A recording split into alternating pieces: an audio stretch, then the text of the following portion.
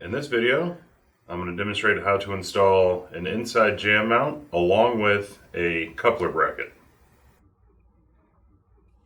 We're going to start by using our template to mark out the center and also where the hardware will be installed. And then we'll mark our drive side, and it's the same exact as the idle side. Just mark out your two holes. And since we're going to be using a laser and it might not wrap all the way around, we're going to get one more line, and this line is going to be the very center of the bracket so that we are just 1 3/4 inch off of the glass or the actual mullion. In order to determine the correct location of the coupler bracket, I'm going to line up the center of the drive and the center of the idler with my laser, knowing that laser is roughly 1/8 of an inch. So once that's established, I'll have a straight line and I can find the center of any coupler in line with these two brackets. So to do that, I get it on the side that the laser's on first, and then I try to line it up as best I can. Now slow movements here will get you where you want to be. Now that we've got the laser on both of the center points of our dot, I can go ahead and mark out somewhere in here, and it looks like we're going to line up just fine. So I'll go ahead and mark both sides of my laser line. After I cut the laser off, I can finish this line, and now I've got a starting reference. Now that we've got our reference point, I'm going to go ahead and measure my mullion. My mullion here measures exactly 3 inches, so it's simple math. We'll be at 1.5 inches. I always like to measure backwards just to make sure. That looks pretty darn good. After our second reference point is found, we try to find pure level or plumb, and we'll stretch this line up as far as we can, and then we can get the rest of the combination square. And then transfer that over. And now we've got the center of the mullion and 1 3/4 inches out that pairs and matches with both sides of our drive and idle side. So we are ready to start drilling some holes. Using our template to find the screw locations, we see our hanger bolt will be here in the very center. And now my securing screw, I can either go on the front or the back. This time I'm going to go on the front so I have a little bit more room to play with. And you can see I'm just ever so slightly off the back here because of the difference in the jambs. So it is wise to use the laser. Once we've drawn out where the screws go, we'll use a 1/8 of an inch for the hanger bolt. That's the center. The straighter the better. And then for the securing screw, which is a number 5, we'll use a 5/64 inch bit, and that is 5/8 from center. Once we have our two holes, we're done with the tape, and we can move on to drilling out the holes for the other two brackets. Now we're going to drill out for our idler bracket. Once again, a number 8 screw gets an 1/8 of an inch drill bit. We're going to do the same thing for both sides, then install the jamb brackets. And once you've got your outside brackets installed, you can work on the coupler.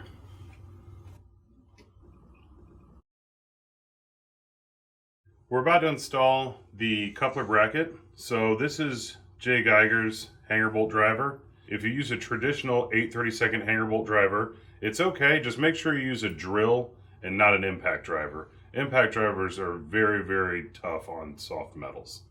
The way that it works, insert it into the chuck of your drill. And then once you get it onto the teeth, go ahead and tighten it down.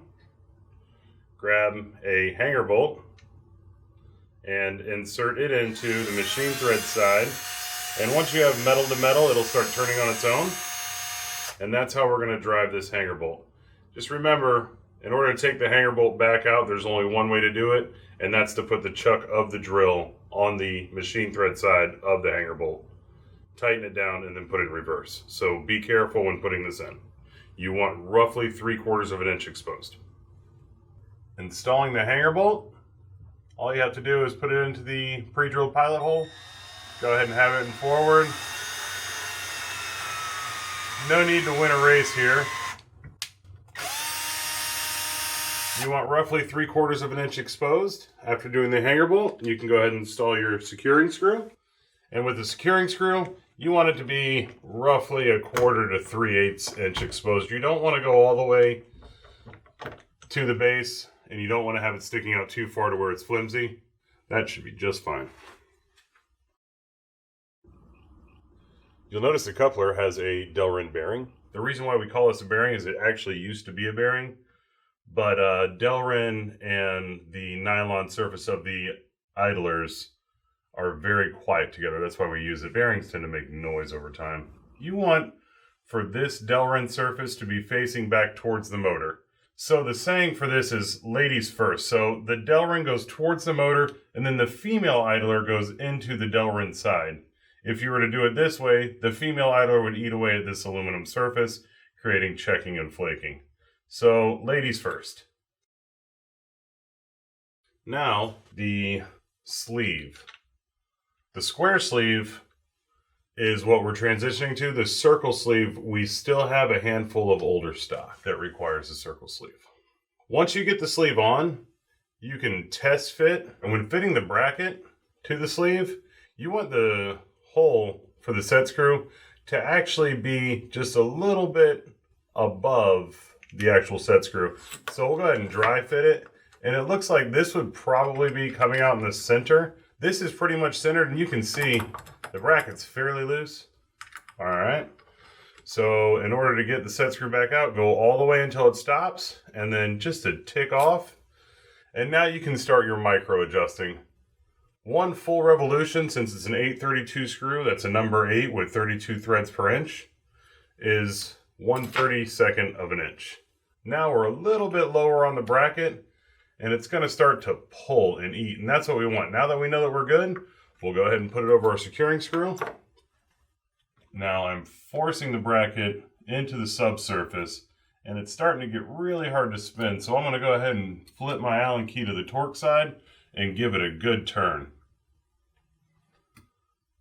Once I get my set screw almost all the way out to the surface, now it's time to check it for square. All right, first we'll square it off of the wall. It looks like it needs a little bit, so minor adjustments can be made by hand. You don't want to go too powerful. And now check it for plumb. That looks good. If it's out, you can tweak it a little bit, minding that if you do push it a fair amount, you might have to tighten it up on that set screw. But this looks good. Just a few things to remember when installing a coupler bracket. Obviously, all of the number 8 screws get an 1/8 of an inch drill bit. The number 5 securing screw gets a 5/64. You want 3/4 of an inch of your hanger bolt exposed for the sleeve to have enough grab, but you don't want it to be too far sticking out so that it's forced into the bracket. And then our catchphrase of the day, ladies first. The Delrin always faces the motor on every bracket that's not a motor side. That way the female idler can go onto the Delrin, creating the least amount of noise and the least amount of friction.